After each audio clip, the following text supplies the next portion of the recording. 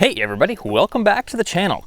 Today we've got another video in 10mm, and no, I'm sorry I haven't gotten around to do a video on 10mm reloading yet. We are just strictly talking about the guns today. So as you guys probably have seen on the channel before, my first 10mm is a Kimber Camp Guard 10, and I've had some issues with it, but it's been running smoothly ever since I've made a few changes. So to start out with the baseline today, the gun I'll be comparing the Glock to is not perfect. In today's video, I'm going to talk about my initial impressions and my first experiences with the Glock 20 in 10mm. Now, both of these guns on the table today are clear. I do have loaded magazines sitting here because we are going to shoot this in just a few minutes here. Both of these guns, actually. So let me tell you why I bought the Glock 20. I bought the Kimber Camp Guard last year before going to Montana, camping in an area where there might be grizzlies, and I was really glad to have this. And it's a great handgun to carry around camp and to hike and hunt with. In fact, I plan to hunt deer with this handgun in the future. It's amazing, it's accurate, it shoots really well, and like I said, since I've made a few fixes to the internals, it's now shooting really well and reliably, which is not something it did when I first got it. But I'm headed to Idaho on a backpack bear hunting trip, and as you guys know, 1911s are pretty dang heavy. I wanted a lighter sidearm in 10mm that I could carry easily in a hip holster on my pack. That holster is the #1 reason I chose the Glock 20. As you guys that are into 10mm know, there have been a couple of 10mm handguns released over the last couple of weeks that I would have much preferred over the Glock 20. The SIG P320 X-Ten has been released, and the Springfield XD M Elite or XD Elite, I'm not sure the exact model name on that one, but their 4.5-inch model has been released.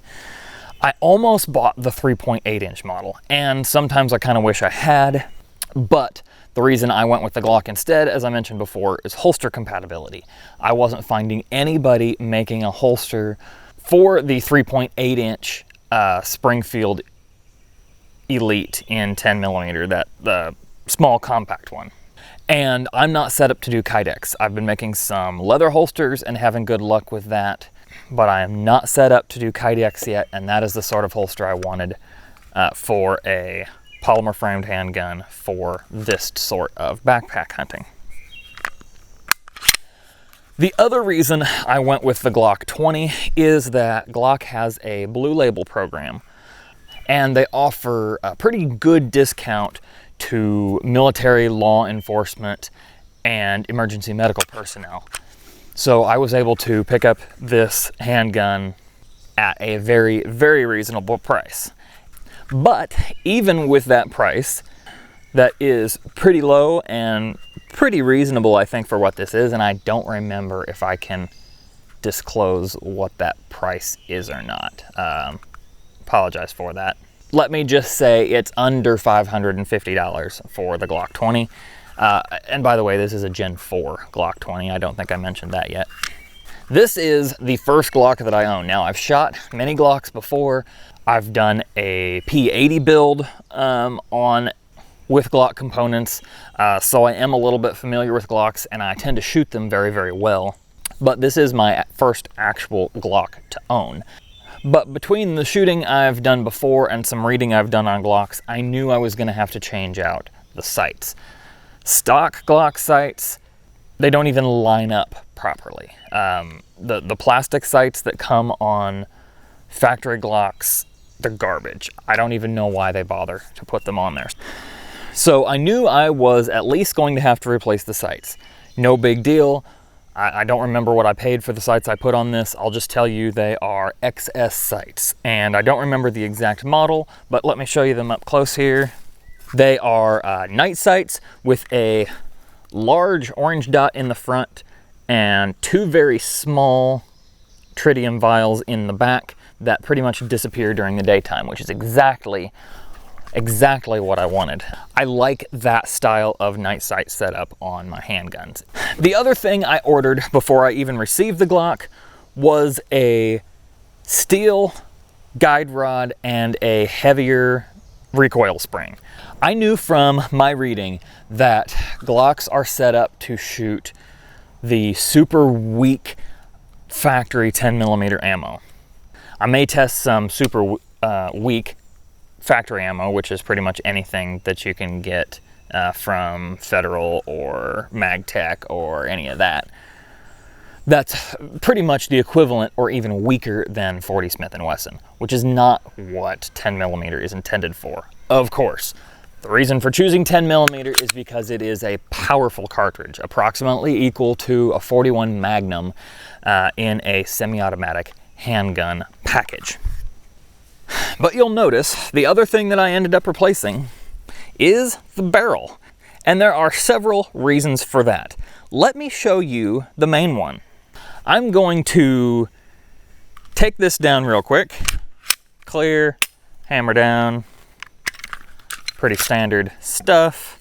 Take the recoil spring out, barrel, and swap it for the factory barrel that I have over here. All right, so with the factory barrel installed, let me fire one round of my standard 10mm load, which is not super hot. It's the same thing I shoot in the 1911 all the time. It is a 180 grain bullet moving at approximately 1150, somewhere around there. Targets at about 50 yards. I should be able to hit it from here. Nope, I missed, but that's okay. As long as I can find the brass. Yeah, here it is. So we got one piece of brass fired from the stock Glock barrel, and I'm gonna set that over here. We're gonna clear the gun, swap it out for the KKM barrel. I'll shoot one more round.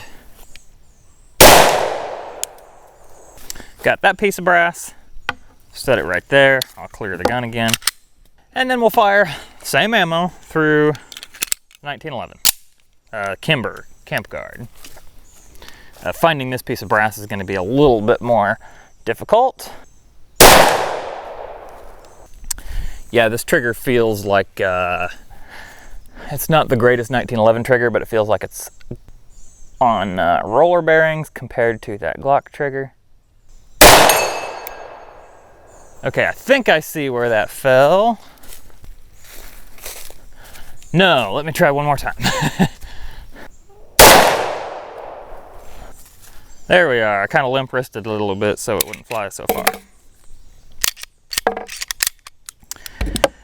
Okay, so we've got one piece of brass shot from the Kimber now, one piece shot from the stock Glock barrel, and one piece shot from the KKM barrel. Let's compare those pieces of brass in the Kimber chamber. Now, in all fairness, I think I said that I did install an aftermarket recoil spring assembly in this gun too, so that's not necessarily just a knock on the Glock. All right, here we've got the Kimber barrel. Let me zoom in here. So we're going to use this barrel and this chamber as comparison. So I guess we ought to take the Glock down as well, so that we've got the KKM barrel out. Okay, so here's the piece of brass from the Kimber, going right back into the chamber. Seats all the way down. It's fully supported, and it goes in and out no problem. Now here's the piece of brass from the KKM barrel. It's a little bit more snug, still seats all the way down. And it is just a little bit more snug, so I gotta lift it out of there gently, but goes into the chamber, no problem. Now let's take the piece of brass fired from the factory Glock barrel. Not a chance in the world it is going into that chamber. Take a look at that up close.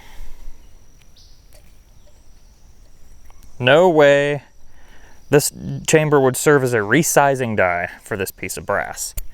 It is bulged like crazy. There you can see it really well. Bulged out like crazy. I've had it bulge so far as to split my once fired Starline brass cases that have been fired at nowhere near max pressure in the past, and are fired at this fairly middle of the road 10mm load with the 180 grain plated bullet going at about 1150. So when I started splitting cases with the stock Glock barrel, I knew that I was going to have to get an aftermarket barrel. There was just no question about it, because the ammo that I want to shoot in this gun, or the ammo that I want to carry in the Glock 20, is the 200 grain Underwood hardcast, and this thing's moving at over 1200 feet per second. If my much weaker load split cases, I would hate to see what would happen to my hand when this blows up in the gun, because it's probably going to, right? So my sub $550 gun turned into way more expensive than that after adding a $180 barrel, new recoil spring, guide rod, and Gen 4 adapter. That adapter's pretty cheap, just a couple of dollars, but the recoil spring was definitely necessary. This barrel does not fully support the brass quite as much as I would like, but it definitely has better coverage than the stock Glock barrel. It supports a little more of that head of the case, but the most important thing is, here's the stock Glock barrel. Hear how much that's rattling around side to side in the chamber? Here it is in the KKM barrel.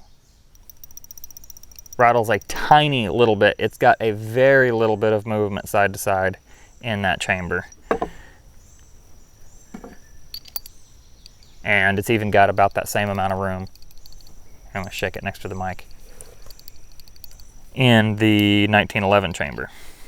Why Glock makes their chambers for 10mm so loose, I have no idea. I don't know any reloader who would trust this gun to hold up shooting anything other than brand new brass. And that is a big reason. If I were buying a polymer-framed double stack 10mm today, I would not go with the Glock 20. Now that especially the SIG X-Ten is released, I would buy that in a heartbeat, and I probably will at some point. Might it also need a different recoil spring because it's designed to shoot super weak ammo too? Sure. I have seen video of that SIG 320 X-Ten shooting 40 Smith & Wesson ammo, so I'm sure that it is sprung just as light as the Glock 20. But I got an idea, and I want to test it. Let me throw this back together here. I'm probably not going to really shoot this Glock barrel again, so I'll set that aside. Let me throw the slide back together here with KKM barrel and spring. Make sure the striker's forward.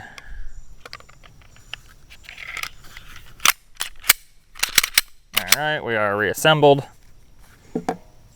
I'm gonna grab some Federal 10mm ammo and see if it'll cycle with our current recoil spring setup. And I think this is it's either a 22 or a 23 pound recoil spring in here. Can't remember for sure which.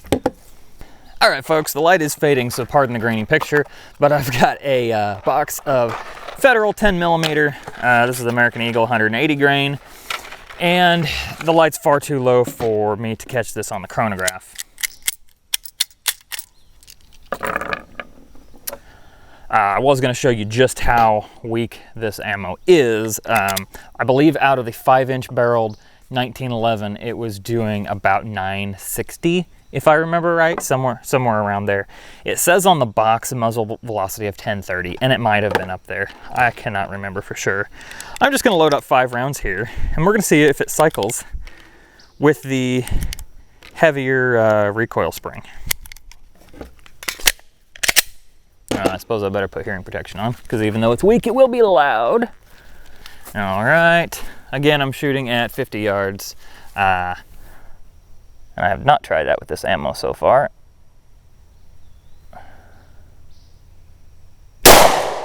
Oh my gosh. That feels like shooting 9mm. We'll see if it cycled. Sure did.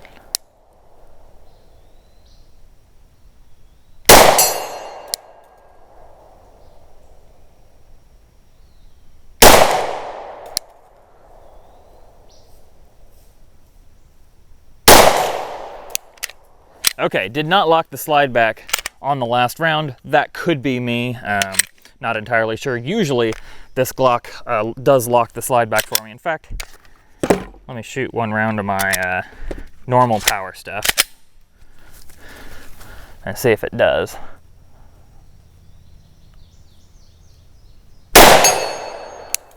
No, my thumb was on it for sure.